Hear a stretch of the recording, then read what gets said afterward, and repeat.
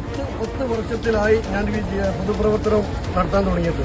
ഈ തെങ്ങലിലുള്ള എല്ലാ നാട്ടുകാർക്കും അറിയാം, ഞാൻ പൊതുപ്രവർത്തനം നടത്തിയിട്ടുണ്ടെങ്കിൽ രാഷ്ട്രീയമോ മറ്റുള്ള ജാതിയോ അല്ലെങ്കിൽ മതമോ നോക്കാതെ നല്ല രീതിയിൽ സത്യസന്ധമായി പൊതുപ്രവർത്തനം നടത്തിയിട്ടുണ്ട് എന്നുള്ളതാണ്. അതുകൊണ്ട് ഇന്നത്തെ ഈ വിജയം ഈ നാട്ടിലെ ജനങ്ങളാണ്, വോട്ടർമാരാണ് വിജയിച്ചിട്ടുള്ളത്. സത്യം വിജയിച്ചു എന്നുള്ളത് തന്നെ മാത്രമാണ് പറയുന്നത്.